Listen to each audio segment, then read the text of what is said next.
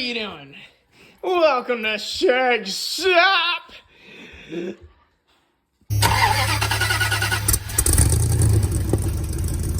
Mom, look, the boys are back in town. I hope y'all are doing well.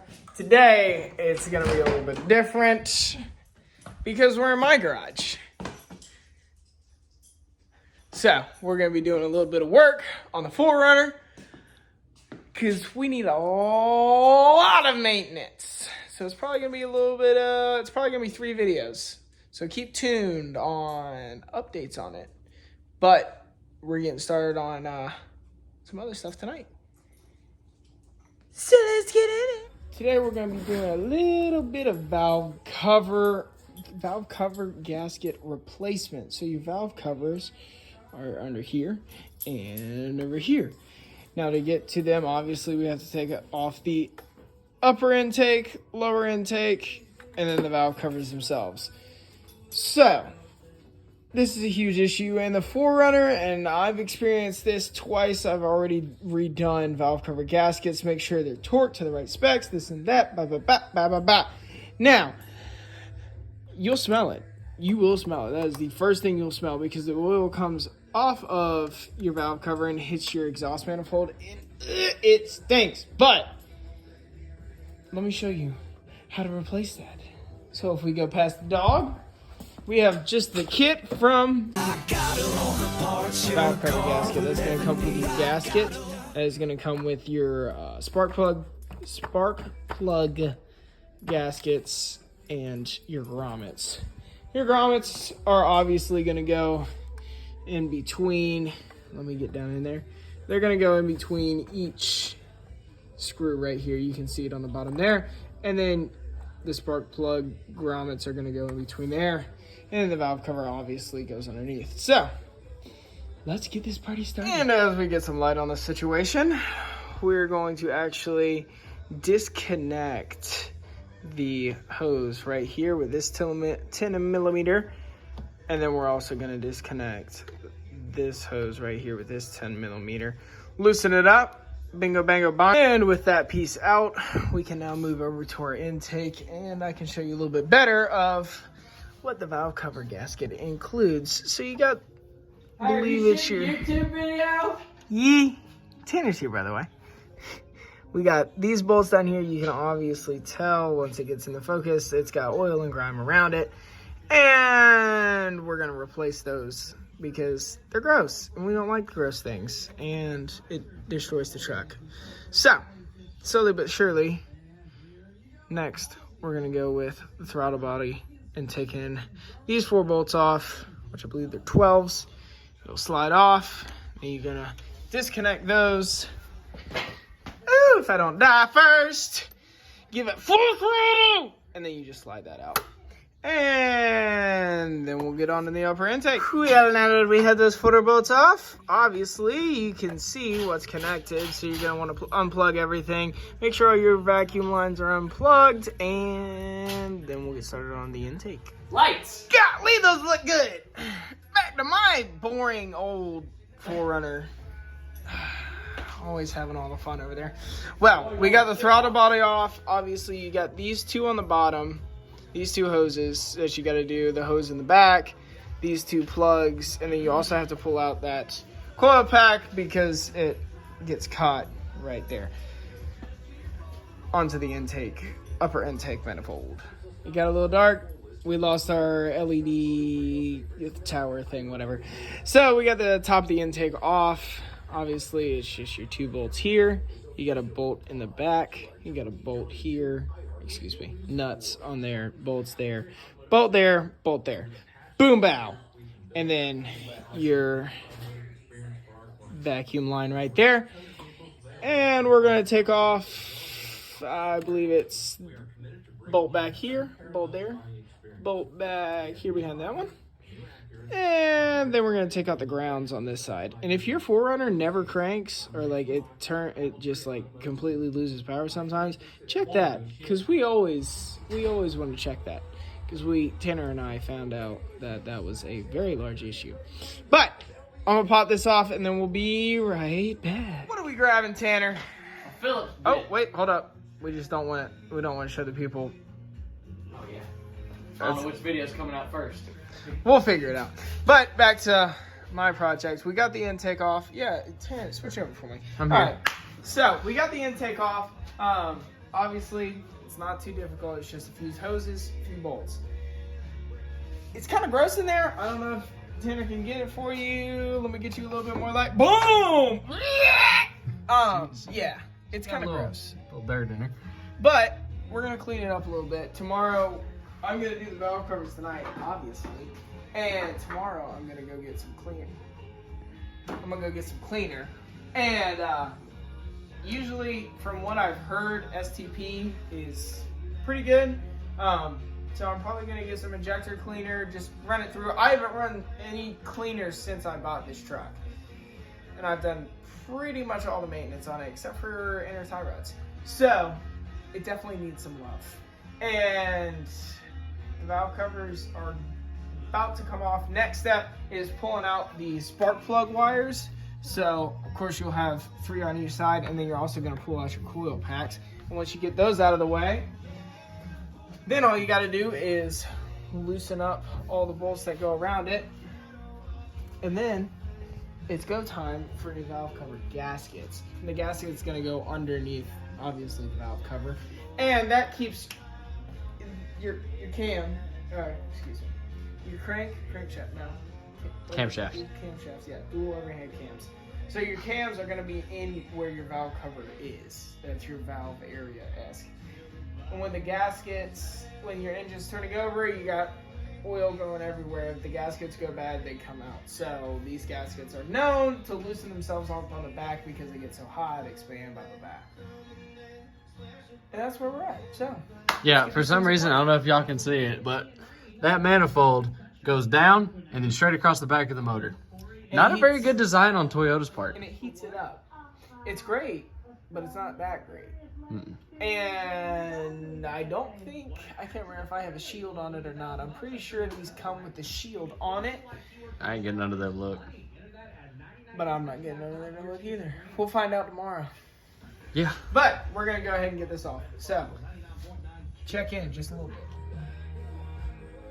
bit. Gang. Alright. We have the 8 bolts out of the valve cover gaskets, or the valve cover.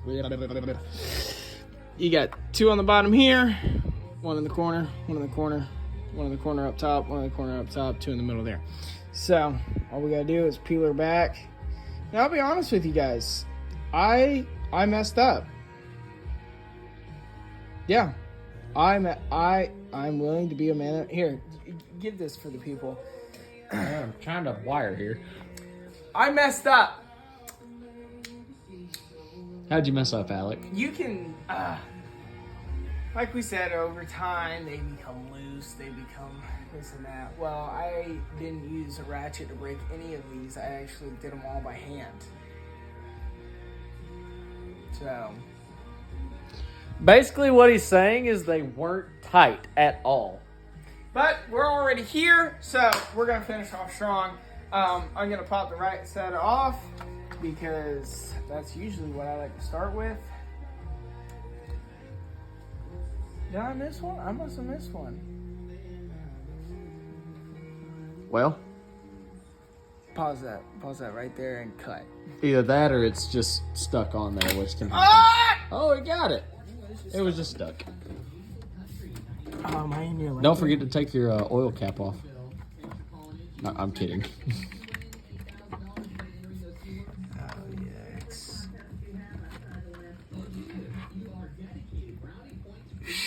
Hardest part's getting the thing out of there. Oh yeah, take that breather hose off. Oh boy, it's so stinky. It smells like burnt oil and bent valves. It smells like burnt oil for sure. That's for sure. Yeah, so these are a lot easier than the ones I did on my F-150. I had to get a shovel and actually pry them off. I really wish we had a channel back then because that would have been a great video.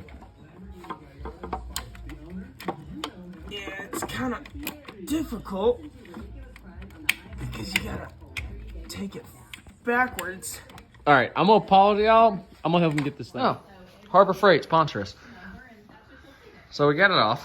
Yeah, we got I it had to off. get dirty. I also forgot a younger, dumber me RVT'd this. And that is not suggested. You either want a gasket or RTV. You don't want both. Yeah. And a younger, smarter me.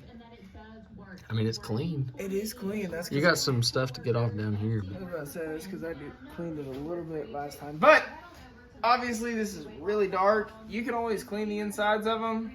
You don't really need to, though. We're not going to because we're on a budget and we're on a time crunch. Yeah. Because we have a lot of projects going on. But get this Oh, she crusty. nasty shit out of here. And the new one's on. No, it's not on yet. You got to put it on. Oh, The new one's in a box. to go on. Yeah, but whenever you take these off, you always want to check. Y'all can see that right there. You want to make sure you take a plastic scrape, or I usually use a plastic spoon because it works the best. But you always want to get all that old gasket material off, because if you don't, your new gaskets might not seat right, and then you'll be back in the same position you were in whenever you need to replace them. So what you gonna do, Alec? We're going to go ahead and replace it. And we're also going to replace on the inside here. We're going to pop these out. These little Yeah, seals for the spark plugs. Because I didn't replace them last time. They're not super important to replace, but You always want to, because my dad had a Corolla and we didn't replace them, and I had to replace them and put a brand new gasket on after 20,000 miles. So and since I'm here, I'm going to do it. My light died again. it's all about preventative maintenance here at Shag's shop, which is actually Alec's garage. So yeah. Whoa, nice ass. I got y'all. Y'all thought I was sleeping in the job. I wasn't. I'm taking apart this other one, this passenger side valve cover. And I went ahead and got the driver's side all tucked up and gasketed up. But it's the same thing on this side. Still a little too loose for comfort. So when we go back in and redo these next week or so, I'll double check everything, come back and re-screw everything. But if Tanner walks with me over here, so you can see we got the new spark plug gaskets in there, and the whole new valve cover gasket on there, which I usually go through in any gaskets of any type. I put a little bit of oil on it just to give it, a little bit better of a connection. But with that done, I'm gonna pop that one off, Gotta have the Tundra. and then we're gonna rock and roll on putting everything back together. Gang, gang, gang. All right, so we got our valve covers off. We got the new gaskets on, new spark plugs on. Everything looks pretty good. We don't have any heat stress marks or whatnot. You can usually tell by the way that you have your bearings. You can always tell if something's a little heat cooked or whatnot. If you're running hot, if you're running low on oil, this and that. Obviously, we're good. So we're gonna slap those sons of guns back on, and then tighten them down to the correct torque. Which isn't much. It's not much at all. It's essentially hand I think tight. it's 12. I want to say it's 12. We're gonna put it on the screen right now. What it is. Right here. There, right there. So then we'll get it torqued down and start the rebuild. Then on to the next thing. Next morning. Good morning. We got everything put back together. I went and cranked it. This son of a gun fired up to 3,000 RPMs and dropped down to 500 and damn near cut itself off. But we found the vacuum leak, which was this hose here. The shroud was covering up the hose and where it plugs in. So we're gonna go ahead and give her a crank. Let's see if she'll actually start up correctly now. Let's see if we'll set it good. And 3, 2, 1. Rock. That sounds a lot better. Yeah. There you have it. That's how you change out some valve cover gaskets. Check in next week for either Bracket pinion bushings. It's early. It's early. We're going to get Waffle House